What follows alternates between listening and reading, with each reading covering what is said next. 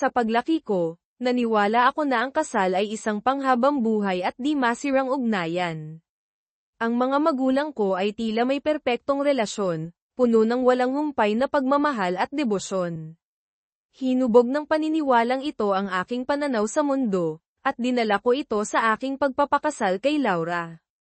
Nagkakilala kami sa kolehiyo. Siya ay palabas, at ako ay tahimik. Ang aming mga pagkakaiba ay nagkumplimento sa isa't isa, at agad kaming nag-ibigan at nagplano ng aming kinabukasan. Nagpakasal kami pagkatapos ng pagtatapos, puno ng mga pangarap. Ang buhay ay abala ngunit kasiya siya, kasama ang dalawang magagandang anak na babae, sina Beth at Janie, sa gitna ng aming mundo. Nanatili kay Laura ang kanyang apelyido noong dalaga pa siya, na iginalang ko bilang tanda ng kanyang kalayaan. Bumuo kami ng komportableng buhay, at naniwala ako na kami ang perpektong pamilya. Ngunit ang buhay ay naghagis ng hindi inaasahang problema na sumira sa aming tila perpektong mundo. Ngayong gabi, ang asawa ko ay kasama ang kanyang kalaguyo. Inamin niya ang kanyang relasyon matapos kong makita ang mga text message sa pagitan nila. Noong una, hindi ko napagtanto na ito ang nagmarka ng punto ng pagbabago para sa aming pamilya. Simula noon, ang aming mga buhay ay magulo. Ngayong gabi, umalis siya, bihis ng elegante, may dalang overnight bag, napilit akong sinusubukang halikan sa pisngi, na iniwasan ko. Mahirap pa ring tanggapin ang kanyang pagtataksil. Ano ang sinasabi nito tungkol sa akin? Sa kabila ng pamumuhay sa isang modernong panahon, nahirapan ako sa malupit na katotohanan ito. Matapos dumaan sa iba't ibang yugto ng pagdadalamhati, napagtanto ko na kailangan kong mamuhay kasama ang kanyang desisyon, bagamat malayo ako sa pagiging masaya.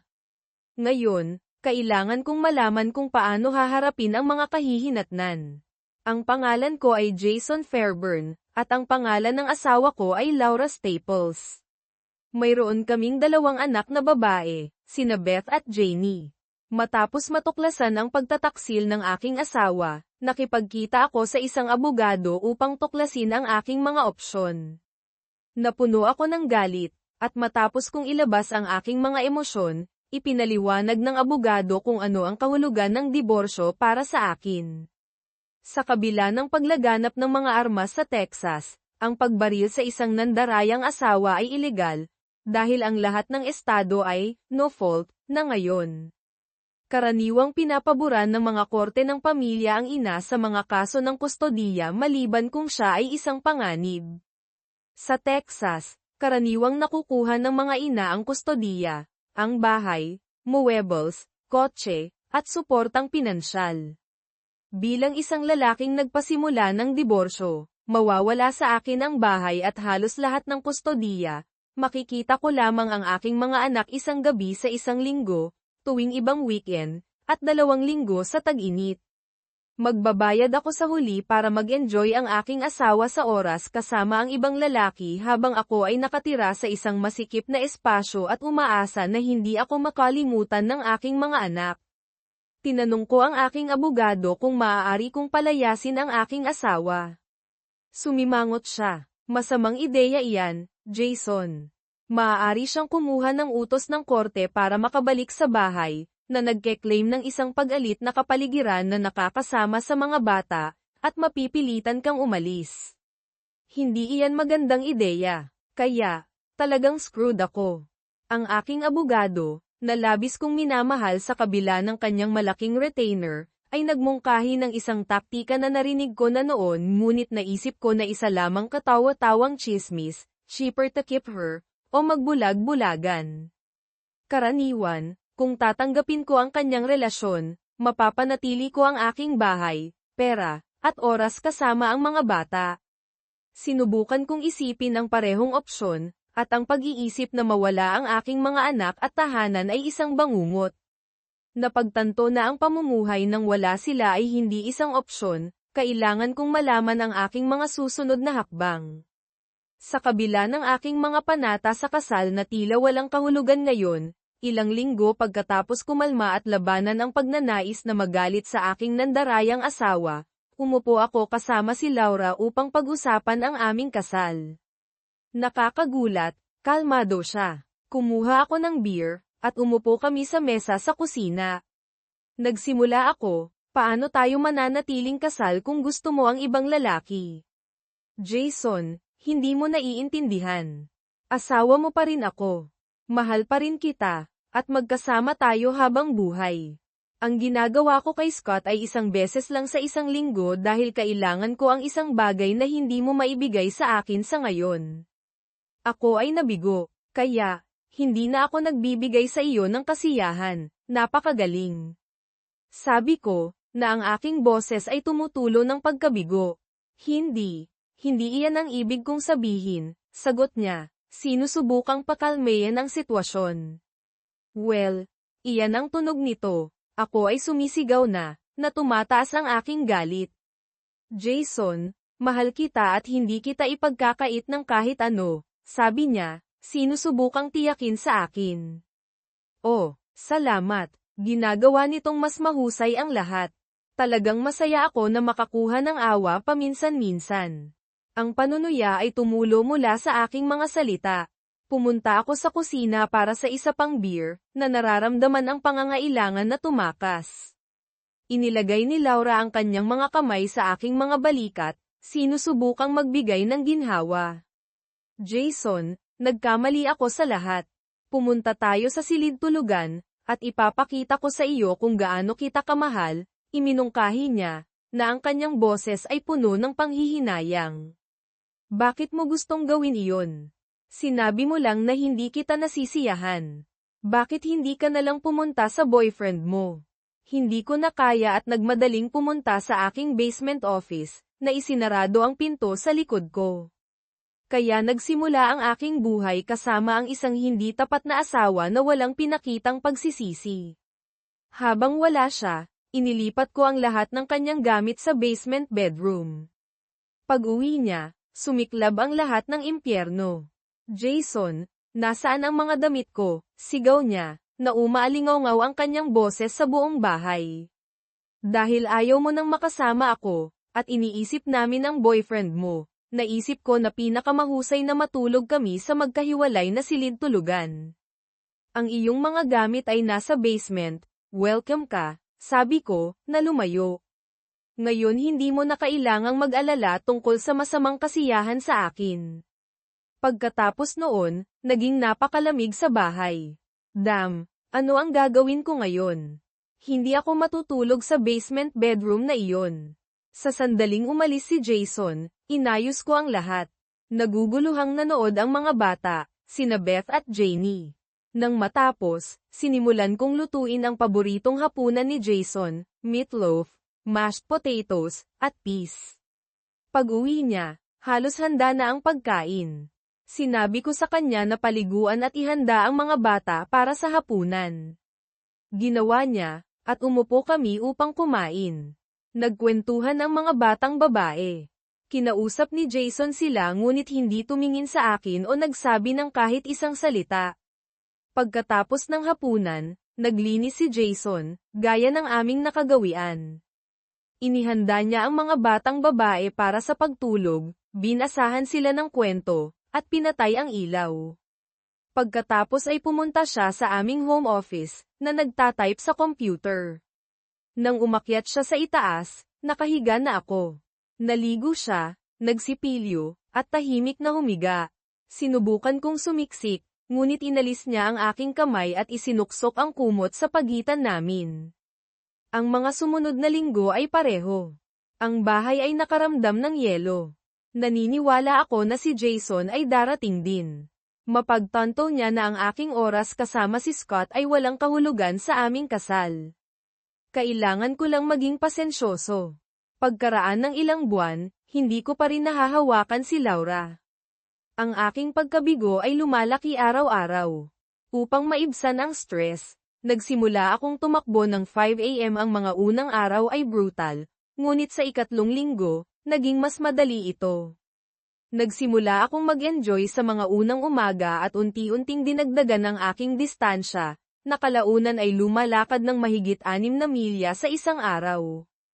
Pumayat ako at naramdaman kong mas mabuti sa pisikal, bagamat hindi sa emosyonal. Kailangan ko ng pagbabago at naisip kong bumili ng trailer at truck para sa camping. Alam ko na kukwestiyonin ito ni Laura, ngunit mayroon akong handang sagot, bakit kailangan mo ng boyfriend?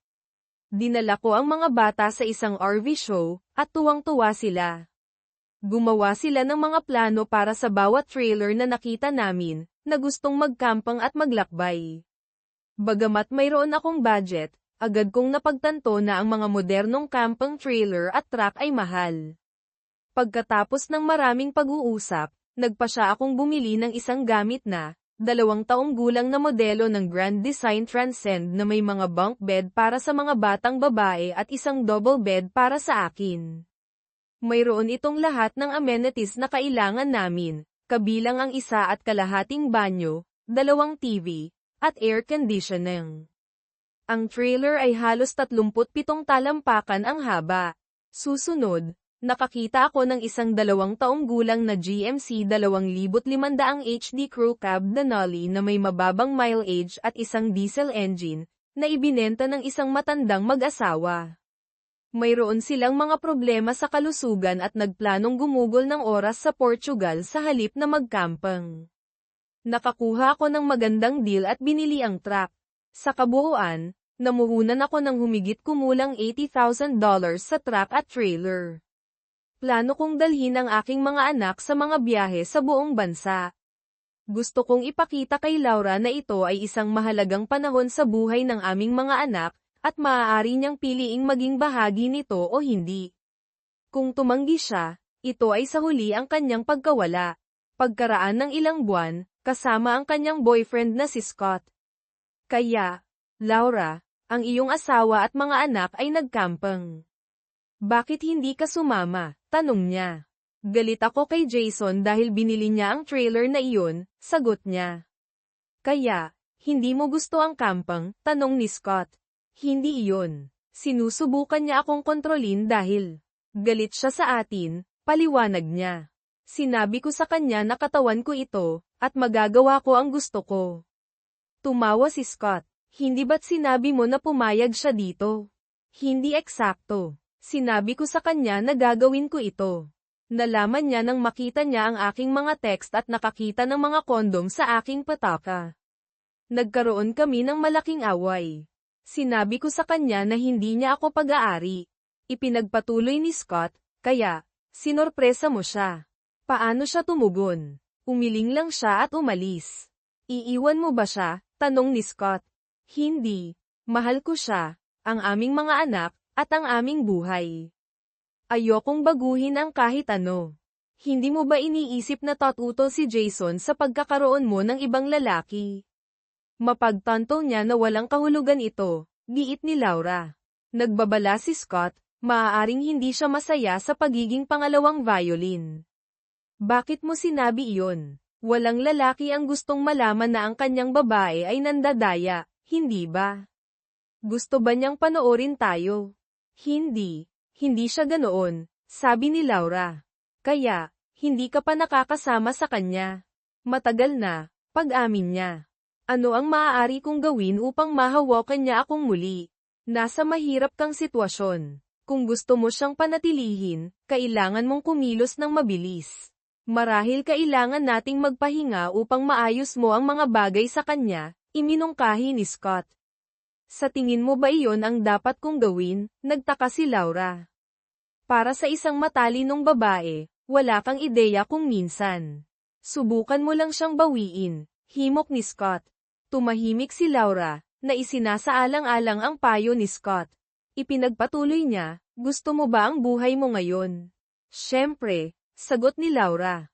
Kung gayon, umuwi ka, makipagkasundo sa iyong asawa, at umasa na hindi pa huli ang lahat.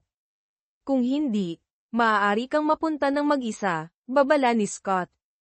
Iniwan ni Laura si Scott, na iniisip ang kanyang payo. Nagtataka siya kung sumobra na ba siya kay Jason at kung babalikan pa siya nito.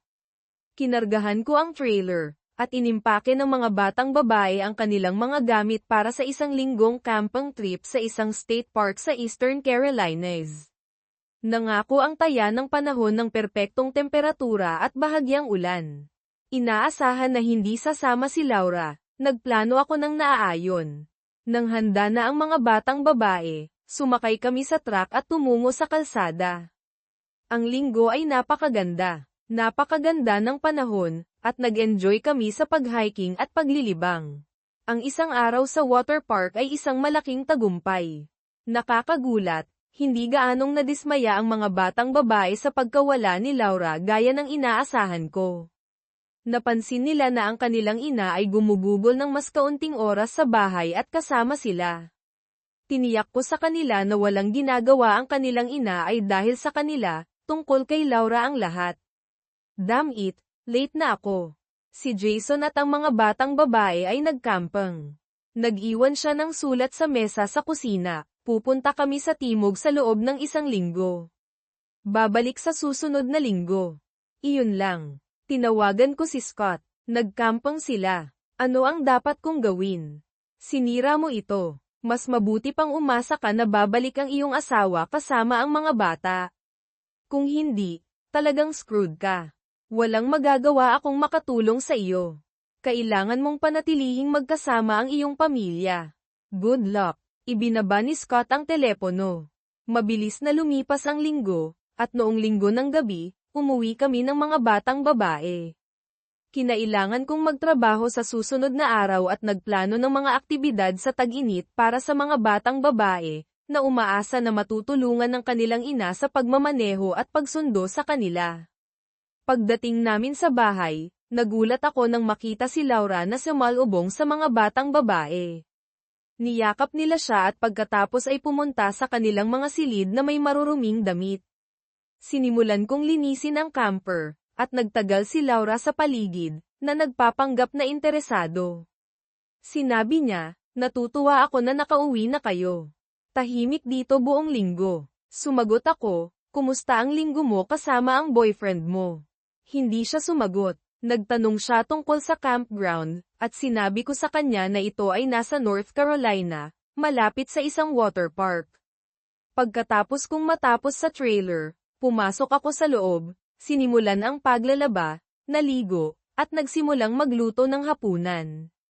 Nag-alok si Laura na magluto, ngunit sinabi ko na ako na ang bahala. Habang kumakain kami, kumilos si Laura nang hindi karaniwang interesado sa aming linggo.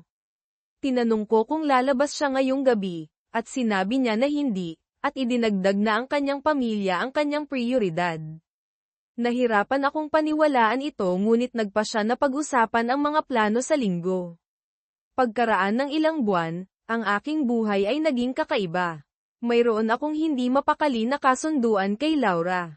Sa kabila ng kanyang relasyon, nagpa siya akong huwag siyang diborsyuhin upang maiwasan ang pagkawala ng kustodiya ng mga bata. Tila pinapaboran ng Texas family law ang pagtataksil. Alam namin ni Laura na ang paghihiwalay ay makakasakit sa mga bata, kaya nanatili akong kasal sa kanya hanggang sa lumaki ang mga bata.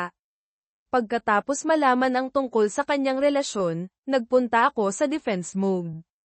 Bumili ako ng travel trailer at dinala ang mga batang babae sa camping, na labis na ikinagalit ni Laura.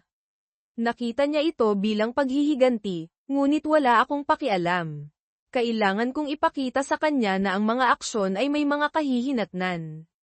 Simula nang makipag-date ako kay Scott, hindi gaanong nagbago ang aking schedule. Nagkikita kami minsan o 2 beses sa isang linggo, karaniwan sa hapon.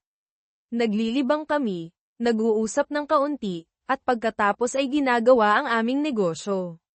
Nasiyahan akong makasama si Scott ng ilang oras. Ibang-iba sa pakikipagkasama kay Jason. Ngayon na alam ni Jason ang tungkol kay Scott, hindi niya ako hahawakan o makikipagtalik sa akin. Naging malamig sa bahay, at si Jason ay napakalihim tungkol sa kung ano ang ginagawa niya sa labas ng bahay. Sinasabi ng batas ng estado na ang pagtataksil ay hindi isang kadahilanan sa diborsyo. Kung maghiwalay kami, may kalamangan si Laura dahil walang pakialam ang mga korte kung sino ang nandadaya. Kaya, sinimulan kong tanungin ang aking papel sa sitwasyong ito. Kung si Laura ay maaaring magkaroon ng isang boyfriend at walang kinakaharap na mga kahihinatnan, bakit hindi ako maaaring magkaroon ng isang girlfriend? Mukhang patas. Sinimulan kong gawin ang mga aktibidad na nagustuhan ko at higit na nakihalubilo. Iniwasan ko ang mga online dating site, sa takot na makatagpo ng isang taong mapanganib, at nakatuon sa mga aktibidad na gusto ko. Sumali ako sa isang bicycling club, nagsimulang tumakbo muli, natutong mag-instrumento, at nag-hiking kasama ang aking mga anak. Sa paglipas ng panahon, nakakilala ako ng ilang mababait na babae na nag-set up sa akin sa mga date. Iyon ang paraan ko nakilala si Diana. Si Diana ay 3 taon na mas bata, diborsyado na may 4 na taong gulang na anak na babae. Siya ay isang orthodontist, matangkad, maitim ang buhok, asul ang mata, maganda, slim, at may magandang sense of humor. Nagkakilala kami sa pamamagitan ng cycling club at lumabas ng ilang beses. Pareho kaming gusto ng kasiyahan, hindi pangako. Inimbitahan ko si Diana at ang kanyang anak na babae na mag-luxury camping kasama ang aking mga anak, na hindi gustong gawin ni Laura. Hindi ko sinabi kay Laura ang tungkol kay Diana, iniisip na kung walang pakialam ang mga korte ng estado, bakit ko dapat gawin? Pagkalipas ng 1 taon, naabot ko ang aking limitasyon. Kailangan kong tugunan ang matagal ng mga issue. Alam ko na hindi pa handa si Laura na maging isang tapat na asawa at ina, at gusto kong makipag-usap ng seryoso kay Diana. Isang Biyernes ng gabi, bumili ako ng alak para kay Laura at beer para sa aking sarili. Iniabot ko kay Laura ang baso at tinanong, mahal mo ba siya? Uminom ng malaki si Laura ng alak, na umiiwas sa eye contact. Come on, Laura, sinimulan mo ito. Oras na para tapusin ito, sabi ko.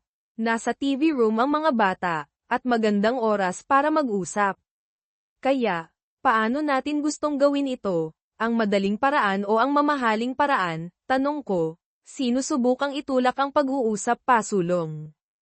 Ano ang pinagsasabi mo, Jason? Sagot niya, na malinaw na naguguluhan. Gaano ka katagal nandadaya habang kasal tayo? Tanong ko ng direkta. Bakit mahalaga iyon? Tanong niya, sinusubukang ilihis. Bakit kailangang baguhin ang kahit ano ngayon? Umiling ako, nabigo. Alam ko ang ginagawa mo. Alam mo ba ang ginagawa ko? Iminungkahi ko, na nagpapahiwatig ng aking sariling mga sikreto.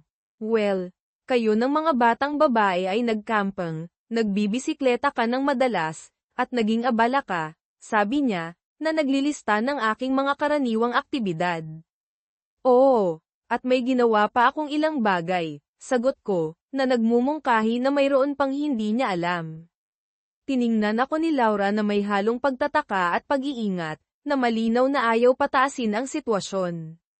Naniniwala siya na sa isang diborsyo, ako ang higit na magdurusa, ngunit ang mga bata ang higit na magdurusa, na tinitiyak na gagawin ko ang lahat upang mabawasan ang kanilang sakit.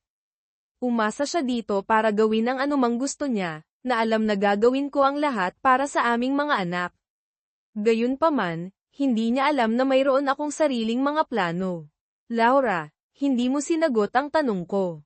Mahal mo ba siya? Plano mo bang patuloy na makita siya? Giit ko. Jason, wala talaga akong boyfriend, sabi niya, na muling itinatanggi ito. Para sa Diyos, Laura, tigilan mo ang kalokohan. Gaano ka katagal kasama si Scott, at ilan pa ang naroon bago siya? Akin ba talaga ang mga anak natin? Isa kang lousy na asawa. Hindi ako masaya sa iyo o sa aming kasal. Hindi ito naging tunay na kasal sa nakalipas na 2 taon, at ngayong gabi, nagbabago iyon, deklarasyon ko. Ano? Ano ang sinasabi mo? Tanong niya, na nagtataka. Oh, tigilan mo ang sweetheart act.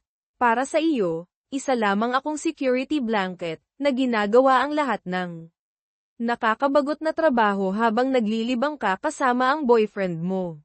Hindi tayo naghawakan sa loob ng maraming panahon, at hindi ko nakikita na magbabago iyon, sabi ko, na inilalatag ang katotohanan. Nanatiling tahimik si Laura. Ipinagpatuloy ko, Panahon na para gumawa tayo ng isang bagay tungkol dito. Ano ang sinasabi mo? Tanong niya muli. Ang sinasabi ko ay tapusin na ang pagkukunwari na ito. Kailangan mong lumipat. Pagod na akong magamit, mariin kong sabi. Tumingin si Laura, nagulat. Hindi ako lilipat mula sa bahay natin, Jason. Kalokohan iyan, sabi niya, na tumatangging maniwala dito. Malinaw na mas gusto mong makasama ang boyfriend mo kaysa maging bahagi ng pamilyang ito. Magpasya ka kung ano ang gusto mo, Laura, sabi ko, na tinatapos ang aking beer. Naglakad ako sa lababo sa kusina, na nararamdaman na tumataas ang aking presyon ng dugo. Kailangan kong lumabas. Ibinagsak ko ang hamon at gustong makita kung paano tutugan si Laura.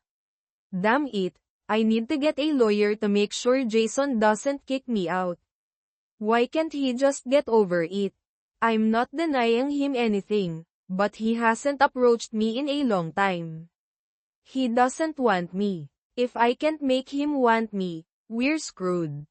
If we divorce, I get the kids, the house, and part of his income. Jason won't move out, and I have the advantage. I just need to be patient, and things will fall into place. It would be better if I could get Jason to make love to me again.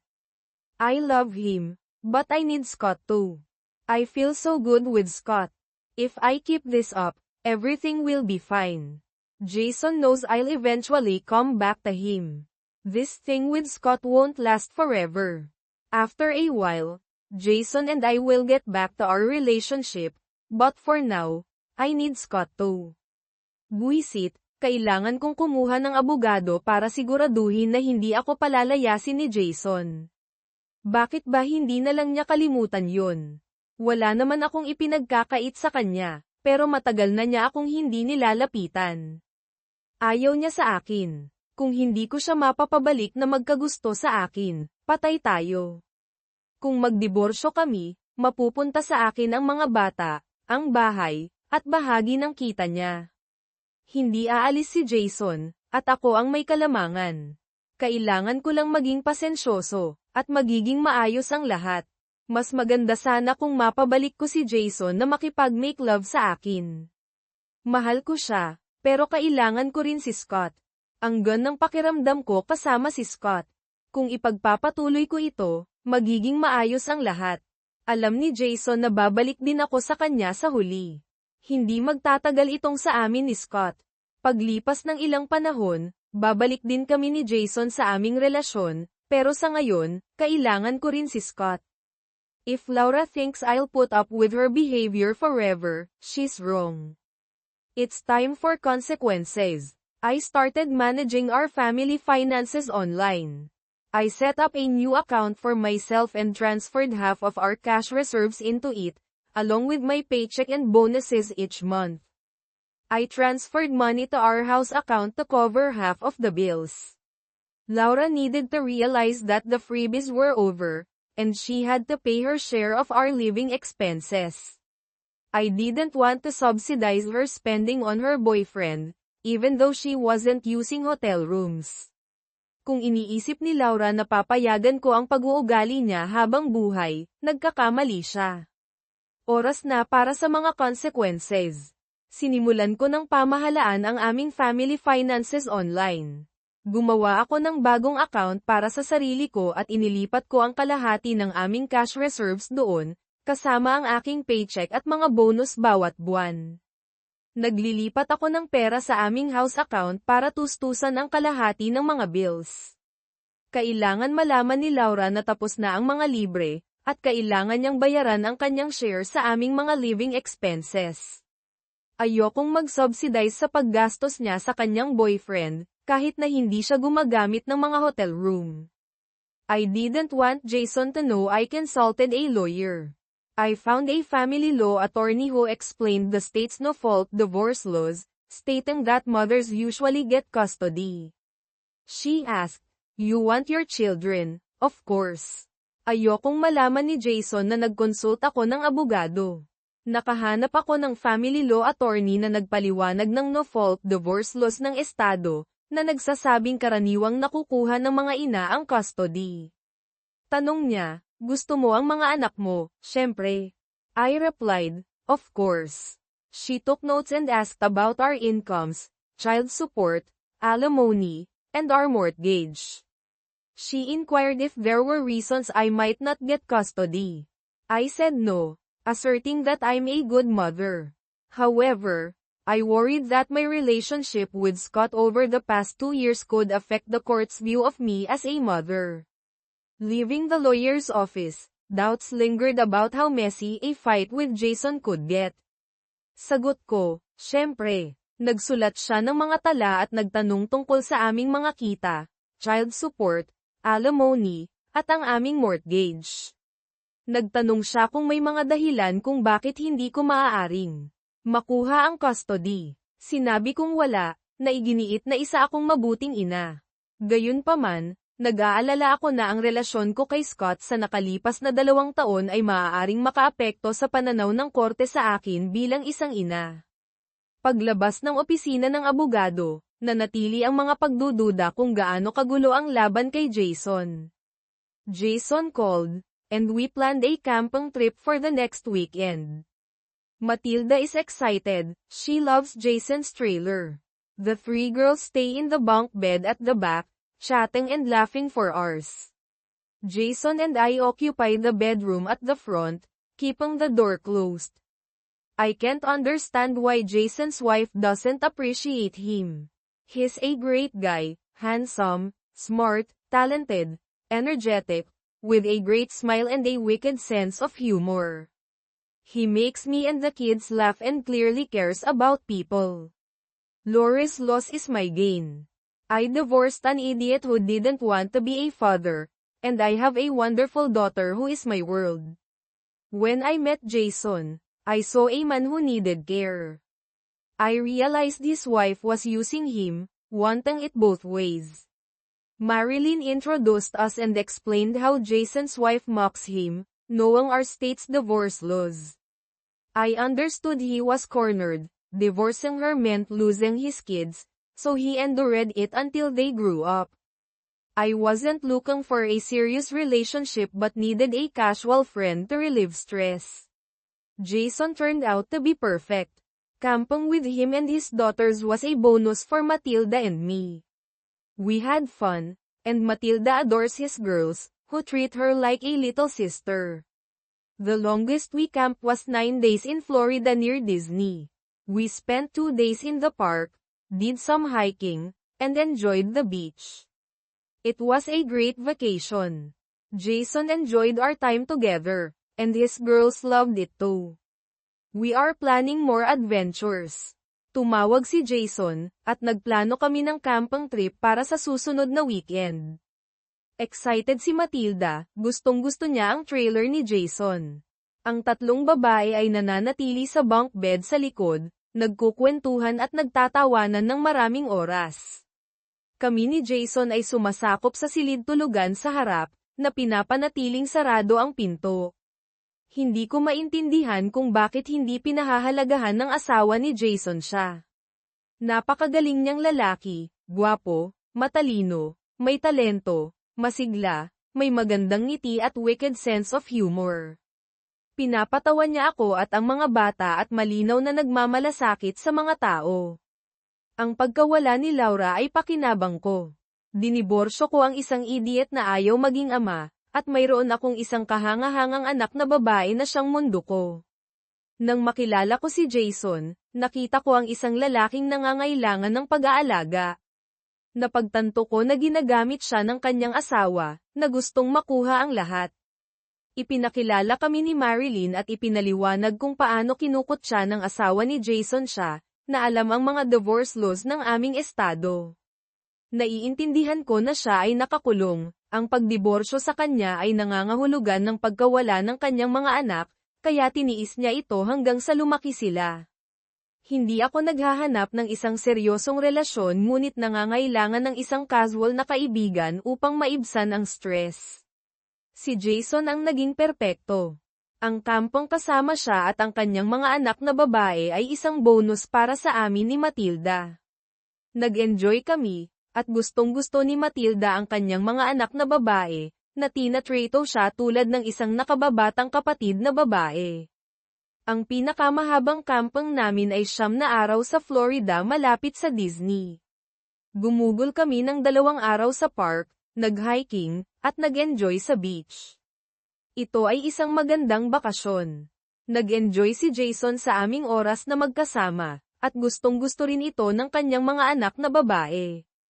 Nagpaplano kami ng mas maraming adventures. I visited my lawyer while Jason took the girls camping in Florida.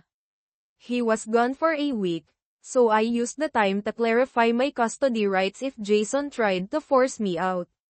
My attorney, Claire Barnett, is in her early 50s with over 2 decades of family law experience. CLA, Claire Barnett, I need to confirm my custody rights. Last time you said if Jason divorced me, I'd get the kids, the house, and monthly payments from him, I said, seeking reassurance. Dinalaw ko ang aking abogado habang dinala ni Jason ang mga babae sa kampang sa Florida. Wala siya ng 1 linggo, kaya ginamit ko ang oras upang linawin ang aking mga karapatan sa custody kung sinubukan akong palayasin ni Jason. Ang aking abogado, si Claire Barnett, ay nasa kanyang mga unang 50 na may higit sa 2 dekada ng karanasan sa family law. CLA, Claire Barnett, kailangan kong kumpirmahin ang aking mga karapatan sa custody. Noong nakaraan, sinabi mo na kung diborsyuhin ako ni Jason, mapupunta sa akin ang mga bata, ang bahay, at buwan ng bayad mula sa kanya, sabi ko, na humihingi ng katiyakan. Yes, we discussed that, Claire replied. Generally, mothers get custody, but there are exceptions. If your husband proves he's the more suitable parent, he could get primary custody. Courts don't automatically favor the mother if she's deemed unsuitable. Are there any issues I should know about? Oo, napag-usapan natin iyon, sagot ni Claire. Sa pangkalahatan, nakukuha ng mga ina ang custody, ngunit may mga pagbubukod. Kung mapapatunayan ng iyong asawa na siya ang mas karapat-dapat na magulang, maaari niyang makuha ang primary custody. Hindi automatikong pinapaboran ng mga korte ang ina kung itinuring siyang hindi karapat-dapat. Mayroon bang anumang mga isyu na dapat kong malaman? No. Well, Jason does spend a lot of time with the girls, I admitted. Wala. Well, talagang gumugugol ng maraming oras si Jason kasama ang mga babae, pag-amin ko. Can you elaborate? Claire asked, probing for details. Maaari mo bang ailahad, tanong ni Claire, na naghahanap ng mga detalye. He takes them camping and attends their school events. I don't enjoy outdoor activities and miss some events due to my demanding job, I explained. Dinadala niya sila sa camping at dumadalo sa kanilang mga school events. Hindi ako nag-e-enjoy sa mga outdoor activities at napalampas ang ilang mga events dahil sa aking demanding job, paliwanag ko. Claire rolled her eyes, sensing my deceit. She knew family courts could see through such excuses and prioritize the best parents. CLA understood that Jason's active involvement with the children put him ahead. Iminwestre ni Claire ang kanyang mga mata, na nararamdaman ang aking panlilinlang. Alam niya na makikita ng mga family courts ang mga ganoong excuse at bibigyang prioridad ang pinakamahusay na mga magulang. Naiintindihan ni CLA na ang aktibong paglahok ni Jason sa mga bata ay naglalagay sa kanya sa unahan. Laura, unless you become a more proactive mother, your chances of getting custody are slim. Are you seeing another man? Claire inquired, cutting to the chase. Laura, maliban kung magiging mas proactive kang ina, maliit ang iyong pagkakataon na makuha ang custody. Nakikipagkita ka ba sa ibang lalaki? Tanong ni Claire, na dumiretso sa punto. Yes, a few times a week, but not for long, I confessed. Oo, ilang beses sa isang linggo, ngunit hindi matagal, pagtatapat ko. If you're not honest with yourself and me, you'll lose custody. How much time do you really spend with your boyfriend? CLA pressed. Kung hindi ka magiging tapat sa iyong sarili at sa akin, mawawala sa iyo ang custody. Gaano karaming oras ang ginugugol mo talaga sa iyong boyfriend? Paggigiit ni CLA. I admitted how much time I spent with Scott. Inamin ko kung gaano karaming oras ang ginugugol ko kay Scott. Claire frowned, realizing this would portray me as neglecting my family for my boyfriend. Crap, Claire thought, knowing this wouldn't bode well in court. Sumimangot si Claire, na napagtanto na ipapakita nito ako bilang nagpapabeya sa aking pamilya para sa aking boyfriend. Crap, naisip ni Claire, na alam na hindi ito magiging maganda sa korte. It was time for the first round of consequences for my unfaithful wife. On Saturday night, after the kids had gone to bed, I grabbed a beer and poured Laura a glass of wine. She glanced at me, knowing this meant I wanted to talk. Oras na para sa unang round ng mga consequences para sa aking hindi tapat na asawa. Noong Sabado ng gabi, pagkatapos matulog ang mga bata, kumuha ako ng beer at nagbuhos kay Laura ng isang basong alak. Sumulyap siya sa akin, na alam na nangangahulugan ito na gusto kong makipag-usap. It's a little late for a beer, isn't it? She asked. Medyo gabi na para sa isang beer, hindi ba? Tanong niya. It's only 9:00. I want to talk about our marriage and our daily responsibilities. What do you mean? We need to clarify what each of us is responsible for. I've made a list, and I'm sure you'll have input. Let's start. 9:00 pa lang. Gusto kong pag-usapan ang aming kasal at ang aming mga pang-araw-araw na responsibilidad. Anong ibig mong sabihin? Kailangan nating linawin kung ano ang responsibilidad ng bawat isa sa atin. Gumawa ako ng listahan, at sigurado akong magkakaroon ka ng input. Simulan na natin. Laura took a large sip of wine. I took out a notebook and began. We need to sort out our finances. We need to decide who pays for what. I'll cover the truck and camper, but household and kids' expenses should be shared. I paused to let that sink in. I think we should create a budget to clarify this. Uminom si Laura ng malaking higop ng alak. Kinuha ko ang isang notebook at nagsimula, kailangan nating ayusin ang aming finances. Kailangan nating magpasya kung sino ang magbabayad para sa kung ano. Sasagutin ko ang truck at camper, ngunit ang mga household at kids expenses ay dapat ibahagi. Huminto ako upang hayaang mag-sink in iyon. Sa tingin ko dapat tayong gumawa ng budget upang linawin ito. Laura looked overwhelmed. I laid out a reasonable breakdown of expenses, making it clear I wouldn't fund her relationship with her boyfriend. I wanted her to see that I wasn't going to keep paying for everything while she enjoyed other activities. Mukhang overwhelmed si Laura. Inilatag ko ang isang makatwirang breakdown ng mga expenses, na nilinaw na hindi ko tutustusan ang relasyon niya sa kanyang boyfriend. Gusto kong makita niya na hindi ko ipagpapatuloy ang pagbabayad para sa lahat habang nag-e-enjoy siya sa ibang mga activities. We talked until 1 a.m. I yawned, stretched, and told Laura I was done for the day. I left the paperwork and bills on the desk, then headed for a shower and bed. Nag-usap kami hanggang 1:00 ng umaga. Naghikab ako, nagunat, at sinabi kay Laura na tapos na ako para sa araw. Iniwan ko ang mga papeles at bills sa desk, pagkatapos ay nagtungo ako sa isang shower at kama. What the hell? Jason wants to split our finances, making each of us contribute half for the house and kids' tuition. He knows I don't make as much as he does. When I told him, he just said, maybe you should consider a higher paying job, as if I could. It's all about the time I spend with Scott. Ano ba yan? Gustong hatiin ni Jason ang aming finances, na nagpapadala sa bawat isa sa amin ng kalahati para sa bahay at kids' tuition. Alam niyang hindi ako kumikita ng kasing dami niya. Nang sinabi ko sa kanya, sinabi lang niya, siguro dapat mong isaalang-alang ang isang mas mataas na sahod, na para bang kaya ko. Lahat ito ay tungkol sa oras na ginugugol ko kay Scott. So, Laura, why did you want to see me so soon? Are you planning to file for divorce? Kaya, Laura, bakit gusto mo akong makita ng napakaaga? Nagpaplano ka bang mag-file para sa divorce? No. But last Saturday night, Jason wanted to talk about our finances. He wants each of us to contribute 50% to household expenses. Hindi.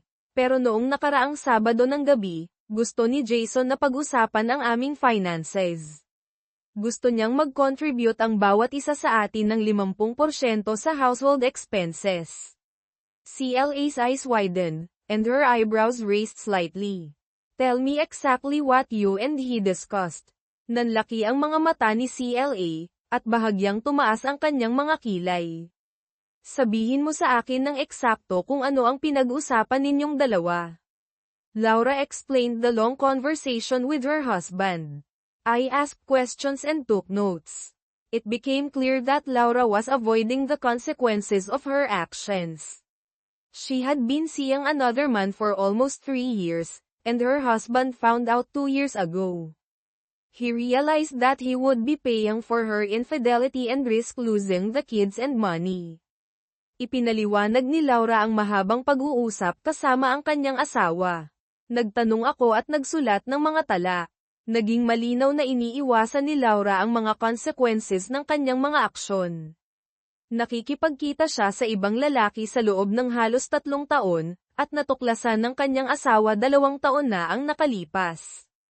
Napagtanto niya na babayaran niya ang kanyang infidelity at panganib na mawala ang mga bata at pera. Everything Laura said indicated that her husband was preparing for a separation agreement, a prelude to divorce that divides responsibilities and signals the breakdown of the marriage. The main issues were their 2 daughters, who would have primary custody, and who would stay in the home. Laura couldn't prove she was the best parent, since she spent time with her boyfriend while her husband was with the children. Family courts take this seriously. Jason was quietly building a strong case for custody. Ang lahat ng sinabi ni Laura ay nagpapahiwatig na naghahanda ang kanyang asawa para sa isang separation agreement, isang prelude sa divorce na naghahati ng mga responsibilidad at nagpapahiwatig ng pagkasira ng kasal. Ang pangunahing mga isyu ay ang kanilang 2 anak na babae, kung sino ang magkakaroon ng primary custody, at kung sino ang mananatili sa bahay. Hindi mapatunayan ni Laura na siya ang pinakamahusay na magulang, dahil gumugugol siya ng oras kasama ang kanyang boyfriend habang kasama ng kanyang asawa ang mga bata. Seryoso ang mga family courts dito. Tahimik na bumubuo si Jason ng isang malakas na kaso para sa custody. I tried to tell Laura that things were not going well for her. Her husband was preparing to show the court that they were living separately and each contributing half of the expenses. Jason made more money, so he could afford to take care of the kids even after the separation. Sinubukan kong sabihin kay Laura na hindi maganda ang mga nangyayari para sa kanya. Naghahanda ang kanyang asawa na ipakita sa korte na sila ay nakatira ng hiwalay at nag-aambag ang bawat isa ng kalahati ng mga expenses. Mas maraming pera si Jason, kaya kayang-kaya niyang alagaan ang mga bata kahit pagkatapos ng separation. I need to get Jason back in my bed and acting like my husband again. We haven't been physically engaged in months, and he must be desperate. If I can get him back in bed, he'll soon realize that Scott means nothing. Scott just gets the leftovers. I'm Jason's wife, and my time with Scott doesn't change that. Kailangan kong maibalik si Jason sa aking kama at kumilos muli bilang aking asawa. Hindi kami nagkaroon ng physical engagement sa loob ng ilang buwan, at tiyak na desperado na siya. Kung maibalik ko siya sa kama, malalaman niya agad na walang ibig sabihin si Scott. Nakukuha lang ni Scott ang mga tira-tira. Asawa ako ni Jason, at hindi iyon binabago ng oras ko kay Scott.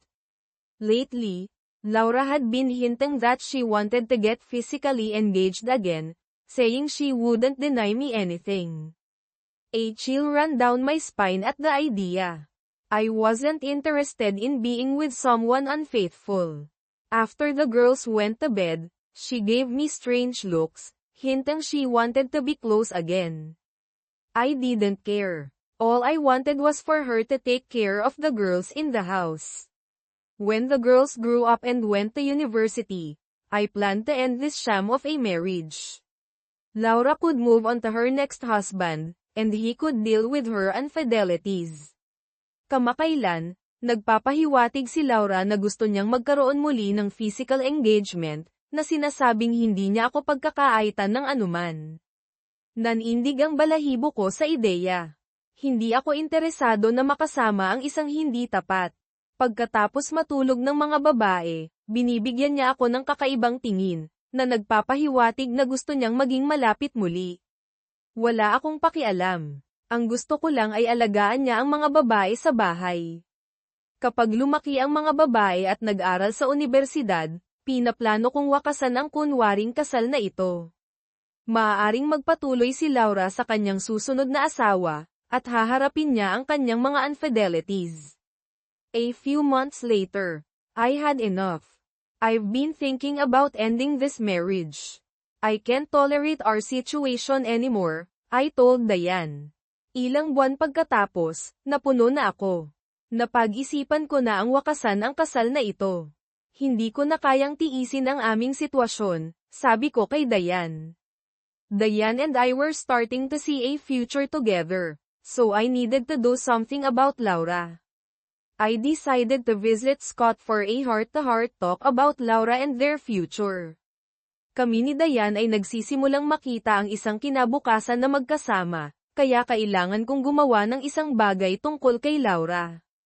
Nagpasya akong bisitahin si Scott para sa isang heart-to-heart talk tungkol kay Laura at sa kanilang kinabukasan. On Wednesday at 6:00 in the evening, I waited by Scott's car. When he saw me, he dropped his phone, muttering, "Doc you." Noong Miyerkules sa 6:00 ng gabi, naghintay ako sa tabi ng kotse ni Scott. Nang makita niya ako, nahulog niya ang kanyang telepono, na bumubulong, "Doc you. You better pick it up. Phones are expensive," I said. Mas mabuti pang pulutin mo iyan. Mahal ang mga telepono, sabi ko. He retrieved the phone, clearly expecting a confrontation. "Don't worry, Scott, I'm not here to hurt you. We need to talk," I continued. I nodded at my truck. "Get in. I'll buy you a beer, and we'll settle some things." Pinulot niya ang telepono, na malinaw na naghihintay ng isang confrontation. "Huwag kang mag-alala, Scott, wala ako rito para saktan ka. Kailangan nating mag-usap," pagpapatuloy ko. Tumango ako sa aking truck. "Sumakay ka. Bibilhan kita ng beer, at aayusin natin ang ilang mga bagay." We drove to an Irish pub, and I found a quiet corner. I ordered an IPA and nodded for Scott to do the same. His fear was palpable. Nagmaneho kami sa isang Irish pub, at nakahanap ako ng isang tahimik na sulok. Nag-order ako ng IPA at tumango kay Scott upang gawin din ang pareho. Kitang-kita ang kanyang takot. "Okay. We need to work something out," I began. "Relax. Just answer a few questions honestly. How long have you been with Laura?" "Okay. Kailangan nating ayusin ang isang bagay," panimula ko. "Huminahon ka. Sagutin mo lang ng tapat ang ilang mga tanong. Gaano katagal na kayo ni Laura?" For a while now," he stammered. Matagal na," nauutal niyang sabi.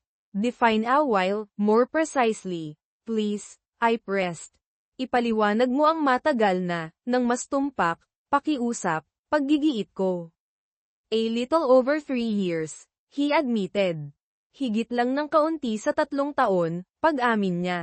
I nodded inwardly, relieved he wasn't the father of my children. "Why did you and Laura start this?" Tumango ako sa aking sarili, naniganhawahan na hindi siya ang ama ng aking mga anak. "Bakit ninyo sinimulan ito ni Laura?"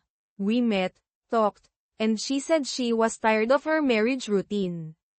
It just happened, he explained. Nagkita kami, nag-usap, at sinabi niya na pagod na siya sa kanyang marriage routine. Nangyari lang, paliwanag niya.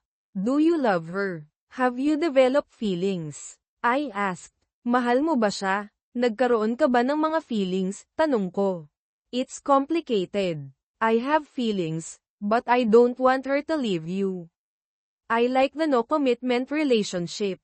I'm not ready to settle down, he confessed. Komplikado. Mayroon akong mga feelings, ngunit ayaw kong iwanan ka niya. Gusto ko ang no-commitment relationship. Hindi pa ako handa na mag-settle down. Pagtatapat niya. How many women are you seeing? I asked. His avoidance told me everything. You don't have an exclusive relationship with her, do you? I pressed further. Ilang babae ang nakikita mo? Tanong ko. Sinabi sa akin ng kanyang pag-iwas ang lahat. Wala kang exclusive relationship sa kanya, hindi ba? Paggigiit ko pa. He shook his head no. Umiling siya na nagsasabing hindi. I realized Laura might be counting on him as a backup, but that wasn't my problem. Be prepared for her to show up with a suitcase. Having fun with someone else's wife has consequences. Do whatever you want, but remember, I won't tell Laura what to do, nor will I stop doing what I need to. I warned. I stood up, tossed $40 on the table, and cautioned, be careful in dark places, then walked away. Napagtanto ko na maaaring umaasa si Laura sa kanya bilang isang backup, ngunit hindi iyon ang aking problema. Maging handa ka na dumating siya na may isang suitcase. Ang paglilibang sa asawa ng ibang tao ay may mga consequences. Gawin mo ang kahit anong gusto mo, ngunit tandaan, hindi ko sasabihin kay Laura kung ano ang gagawin, at hindi rin ako titigil sa paggawa ng kung ano ang kailangan kong gawin, babala ko. Tumayo ako, naghagis ng $40 sa mesa, at nagbabala, mag-ingat ka sa mga madidilim na lugar, pagkatapos ay lumakad palayo. I needed to get out of the house, so I went to Scott's apartment. He let me in, checking the hallway to ensure I was alone. We spent a couple of hours together until he said he had a doctor's appointment and needed to go. As I got dressed, he hurriedly pushed me out into the hallway. Kailangan kong lumabas ng bahay, kaya nagtungo ako sa apartment ni Scott. Pinapasok niya ako, na tinitingnan ng hallway upang matiyak na nag-iisa ako. Gumugol kami ng ilang oras na magkasama hanggang sa sinabi niya na mayroon siyang doctor's appointment at kailangan niyang umalis. Habang nagbibihis ako, dali-dali niya akong itinulak palabas sa hallway. A week after talking to Scott, I decided to take the next step. My attorney had the divorce papers ready, and I arranged for them to be delivered to Laura at home. I had all the evidence needed to seek full custody of the girls. Diana, who had become very close to me, waited quietly in the background. When the divorce was finalized, I planned to ask her to move in with me. Isang linggo pagkatapos makipag-usap kay Scott, nagpa siya akong gawin ang susunod na hakbang. Handa na ng aking abogado ang mga divorce papers, at isinaayos ko na ihatid ang mga ito kay Laura sa bahay. Mayroon akong lahat ng katibayan na kailangan upang humingi ng full custody sa mga babae. Si Diana, na naging napakalapit sa akin, ay tahimik na naghintay sa background. Kapag natapos na ang divorce, pinaplano kong hilingin sa kanya na lumipat sa akin. In the evening, after the girls were in bed, I handed Laura a glass of wine. She knew something serious was coming. Sa gabi, pagkatapos matulog ng mga babae, iniabot ko kay Laura ang isang basong alak. Alam niyang may seryosong mangyayari. You need to stay home tomorrow morning. A package will arrive for you, I said, trying to keep my voice steady. Kailangan mong manatili sa bahay bukas ng umaga. May dadating na package para sa iyo, sabi ko, na sinusubukan kong panatilihing matatag ang aking boses. What? You know what it is, she replied, leaning back and sighing. I knew this could happen. Why do we have to go through with this? Can't we just do our own things for a while? She asked, attempting to find an alternative. Ano? Alam mo kung ano iyon, sagot niya, na sumandal at bumuntong hininga. Alam kong maaaring mangyari ito. Bakit kailangan pa nating pagdaanan ito? Hindi ba tayo maaaring gumawa lang ng sarili nating mga bagay sa loob ng ilang panahon? Tanong niya, na sinusubukang maghanap ng isang alternatibo. You started this. You knew I wouldn't tolerate your affair, but you also know divorce courts don't care about infidelity. You counted on getting custody and making me pay. All I wanted was a faithful wife. Now it's time to face the consequences, I responded, feeling a surge of emotion. I stood up to control my emotions, got a beer, and returned to the table. Better to discuss things now than pay lawyers later, I suggested, hoping to resolve things amicably. Sinimulan mo ito. Alam mong hindi ko papayagan ang iyong affair, ngunit alam mo rin na walang pakialam ang mga divorce courts tungkol sa infidelity. Umasa ka na makakakuha ka ng custody at babayaran mo ako. Ang gusto ko lang ay isang tapat na asawa. Ngayon ay oras na upang harapin ang mga consequences, sagot ko, na nakakaramdam ng isang pag-akyat ng emosyon. Tumayo ako upang kontrolin ang aking mga emosyon, kumuha ng isang beer, at bumalik sa mesa. Mas mabuting pag-usapan ang mga bagay ngayon kaysa magbayad ng mga abogado sa huli, iminungkahi ko, na umaasa na malulutas ang mga bagay ng mapayapa. Jace, I'm going to fight the divorce. I love you and our family. She said, her voice pleading. Jace, lalabanan ko ang divorce. Mahal kita at ang ating pamilya, sabi niya, na nagmamakaawa ang kanyang boses. I held up my hand to stop her. Your actions show otherwise. You've shown your love for Scott, not me. Itinaas ko ang aking kamay upang pigilan siya. Ipinapakita ng iyong mga aksyon ang kabaligtaran. Ipinakita mo ang iyong pagmamahal kay Scott, hindi sa akin. She looked at me defiant. I'll get custody of the girls, and you'll only see them once a week. You'll be paying to keep us here. Stop this divorce. We can go back to normal. Tumingin siya sa akin ng may paghamak. Makukuha ko ang custody sa mga babae, at makikita mo lang sila minsan sa isang linggo. Magbabayad ka para panatilihin kami dito. Itigil mo ang divorce na ito. Maaari tayong bumalik sa normal. 18 months ago, I wanted that, not now. You've done too much damage. Are you ready to give up, Scott? I asked, knowing the answer already. 18 months ago, gusto ko iyon, hindi ngayon.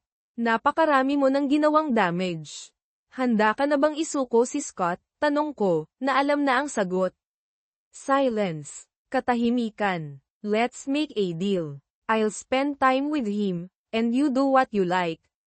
I'll even go camping with you and the girls, she offered, trying to bargain. Gumawa tayo ng isang deal. Gumugol ako ng oras kasama niya, at gawin mo ang kahit anong gusto mo. Pupunta pa nga ako sa kampang kasama ka, anong ibig mong sabihin? Hindi niya basta-basta akong iiwan at ang mga bata, protesta niya. Nakalimutan mo na ang ating mga diskusyon. Pinapayagan ng batas ang diborsyo kahit ano pa ang iyong kagustuhan. Desidido si Jason na wakasan ang kasal at panatilihin ang mga bata sa kanya, paliwanag ko. Sumandal si Laura, hindi mapakali. Dahil ba yan kay Scott? Nagseselos si Jason. Akala ko wala siyang pakialam sa aking affair. Paano ko ito aayusin? Tanong niya, habang lumalalim ang desperasyon sa kanyang boses. Walang ayos, kundi pagkontrol lamang sa pinsala. Ano sa tingin mo ang dapat na nangyari? Tanong ko, ngunit hindi ako nakakuha ng sagot. Hinihiling ni Jason na lumipat ka na sa marital home sa oras na mapinalisa ang diborsyo. May 60 araw na kulang off period. Kung magkasundo kayo sa mga termino, maaaring ipagkaloob ng korte ang diborsyo pagkatapos ng 60 araw. Kung hindi, aabutin ito ng 70 hanggang 120 araw, pagpapatuloy ko, habang inilalahad ang mga katotohanan. Maaari ba akong humiling ng marriage counseling? Tanong niya, kumakapit sa isang hibla ng pag-asa. Maaari, ngunit dapat itong magsimula at matapos sa loob ng cooling-off period. Sa tingin mo ba magbabago ang isip ni Jason sa counseling? Tanong ko. Bamantong hininga si Laura, napagtanto na tapos na si Jason sa kanyang infidelity. Napansin ko na naghanda ng mabuti si Jason para sa isang matagumpay na diborsyo na may magandang legal na payo. Aayusin ko ang isang pagpupulong kasama si Jason at ang kanyang abogado ngayong linggo para makita kung ano ang maaari naming gawin, pangako ko. Mabuti. Ano ang dapat kong gawin ngayon? Tanong niya, nanginginig ang kanyang boses. Umuwi ka, makisama sa mga bata, at subukang makipag-usap kay Jason. Pareho pa rin kayong nasa bahay, tama? Tanong ko. Tumango si Laura. Subukang makipag-usap sa kanya. Kung hindi, wala kang masyadong magagawa. Gumalaw siya at dahan-daang lumabas. Pumasok ang aking assistant, si Jackie. Mukhang hirap na hirap yun. Mukhang hindi naging maganda, puna ni Jackie. Iniabot ko sa kanya ang mga papeles at hiniling sa kanya na magtakda ng appointment sa abogado ni Jason sa lalong madaling panahon. Kakaiba ang katahimikan ng aking telepono halos buong araw. Ipinapalagay ko na tinatawagan ako ni Laura, hinihimok akong sumuko sa diborsyo. Nang papalabas na ako ng opisina, tumawag ang aking abogado upang ipaalam sa akin na gustong mag-schedule ng pagpupulong sa lalong madaling panahon ang abogado ni Laura. Sumang-ayon ako, gustong matapos na ito. Tatawag siya muli para magtakda ng petsa at oras. Hanggang noon, kailangan kong maging maingat sa paligid ni Laura, binabawasan ang pakikipag-ugnayan at iniiwasan ang anumang pinaghihinalaang pagbabanta. Pag-uwi ko, nasa driveway ang kotse ni Laura. Sa loob, kasama niya ang mga bata, nagkukunwaring interesado sa kanilang takdang aralin. Tumingin sila sa akin na para bang nagsasabi, ano ang ginagawa niya. Nakipag-usap ako kina Janie at Beth, naghanda ng hapunan, at naghain si Laura sa mesa. Ang hapunan ay naantala lamang ng daldal ng mga batang babae. Ang natitirang bahagi ng linggo ay naging normal, maliban na mas madalas si Laura sa bahay, hindi lumalabas para sa trabaho o sa kanyang boyfriend. Pagkatapos matulog ang mga bata, nagpunta ako sa aming home office para asikasuhin ang ilang gawain. Lumitaw si Laura sa pintuan. Jason, maaari ba tayong mag-usap? Tanong niya. Medyo huli na para dyan, hindi ba? Sagot ko, hindi tumitingin sa kanya. Ayokong magdiborsyo. Gusto kong maging pamilya tayo, sabi niya, nanginginig ang kanyang boses. Medyo huli na para dyan, hindi ba? Ulit ko, nauubos na ang aking pasensya. Paano ko maipapakita sa iyo na ikaw ang mahal ko? Iginiit niya. Medyo huli na, hindi ba? Sabi ko muli, hindi maitago ang aking pagkabigo. Bakit ayaw mo akong kausapin, Jason? Sinubukan ko ng maraming beses sa nakalipas na 2 taon, at hindi mo ako pinansin at ang ating mga anak. Ngayon handa na akong hindi ka pansinin, sabi niya, nagiging akusado ang kanyang tono. Gusto kong magpunta tayo sa marriage counseling, iminungkahi niya. Para ano ang magawa mo? Mag-aksaya ng oras at pera at pagkatapos ay magdiborsyo. Hindi ako naniniwala, pumunta ka sa lahat ng therapist na gusto mo. Huwag lang kasama ako, sagot ko, malamig ang aking boses. Jason, hindi tayo maaaring magdiborsyo. Masasaktan ang mga bata, pangangatwiran niya.